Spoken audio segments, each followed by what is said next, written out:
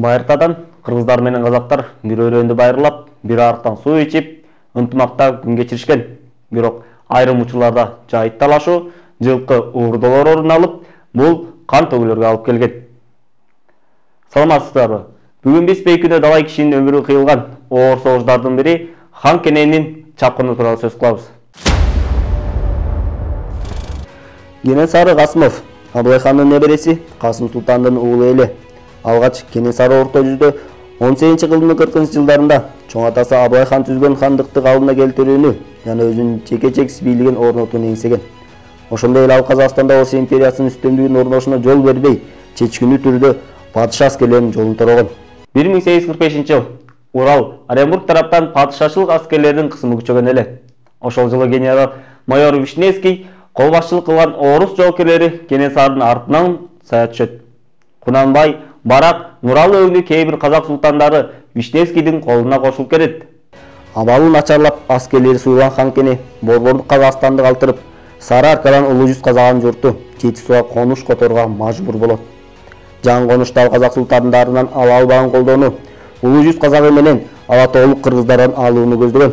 Орусияга тартырып жиберген жерлерин кыргыз жеринен толуктоону жана аларга таянып падыша аскерлеринин каршы күрөштү улантууну ойлогон. Бирок анын ойлогон ою орундан чыкпай ойрон болду.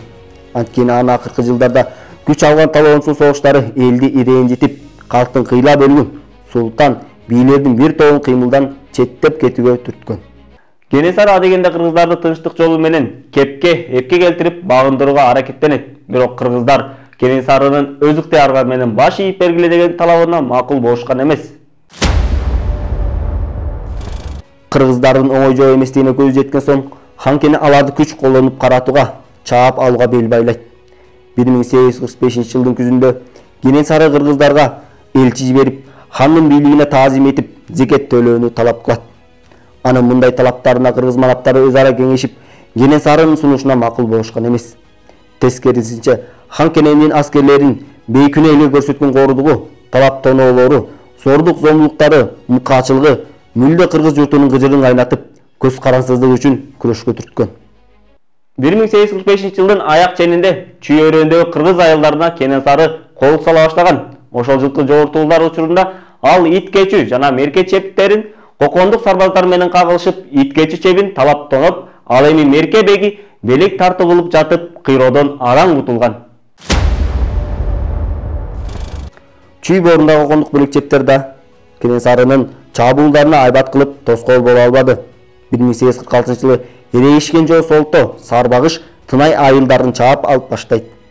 Улуу жүз казаган баатыры Шорук Кененин берген кеңеши боюнча Жаманкара баш болгон кыргыздын белгилүү 13 баатырын кепке сөзгө келели деп, элдешели деп чакырып алып, жүзү каралык менен өлтүртүп салат.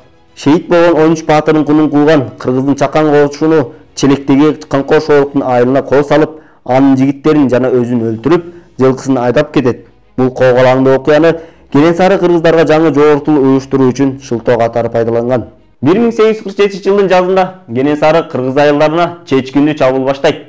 Бирок бул кезде кыргыздар Батыш Сибирдеги орус төрөлөрү менен ымала түзүүгө үлгүрүп, өздөрүнүн абалын бир топ оңоп алышкан. Орус бийлиги кыргыздарды Кенесарыга катуу каршылык көрсөтүүгө үндөп, зарыл болгондо кол кабышкабыз, аскер, курал-жарактан каралашабыз деп убада беришкен. Мындай убада кыргыздардын демине дем кошуп, чечкиндүү кармашка шыктандырды. Жеңип чыга тургандарына ишеним арттырды. Кыргызстанга кайрадан кол салган Хан Кененин карамагында 10 миңден ашуун аскери, 1,5 миң мылтык, 2 замбиреги болгон. Жоонун колу жакындап калганда чүйлүк кыргыздар Чүй дарыясынын төрүндө тоо этектеп чегинип кетет. Ал эми Бишкек менен Токмоктогу кокондук сарбаздар кыргыздарга жардам берүүнүн ордуна душманга даай албай, жан айласы кылып, чеп коргондорунда корголошкон. Болгону Бишкектин беги Алишер кыргыздарга 2 замбиректи гана ыраа көргөн. Кенесарынын колу адегенде ийгиликтерге ээ болуп, көп сандаган кыргыз айылдарын талап тоноп, жүздөгөн бейкүнө адамдарды өлтүрүшөт. Канкор колбашчылар чал кемпирлерди бала бакырларда аяшпастан бет келгенин баарын мойсоп жүрүп отурушат.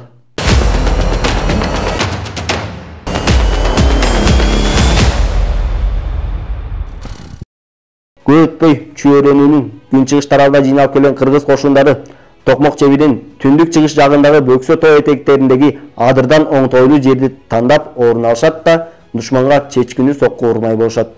Ошондо Сарбаштын чоң манабы Ормон ханга чогулган кыргыз колуна кол башчылык кылуу, башына кара түн түшкөн элге баш көз болуу милдети жүктөлгөн. Эки тизгин бир жылбыркы бийлик колго тийген соң, Ормонхон алдыда боло турган чечүүчү салгылашууларга камдана баштайт. Айкаш башталардын алдында Ормонхон түнкүсүн күгөн кирип, көз байлангандан тартып, кыркырларга алолоту от жактырып, жер жайнаган аскерге келип калгандай сүр көрсөтөт. Күндүзү атайын таңдакталган тал, чыжыр канаттарды атка сүйрөтүп, адыра албай, кырылды өйдө төмөн чапкылаган жигиттер уюлган кою чаң чыгарып, түгөндөгөн кол топтогондой түр көрсөтүп, жоонун жүрөгүнүн үшүн алган. Кенесарынын аскери менен Ормондун колунун ортосунда чечүүчү салгылашуу 1847 жылдын апрелдин аягында башталып, бир нече күнгө созулган. Эрейишкен эки тарап бири-бирин жеңе албай, давай ирет тирешкен уруш Май төбө Текеликтин сеңиригинде болгон.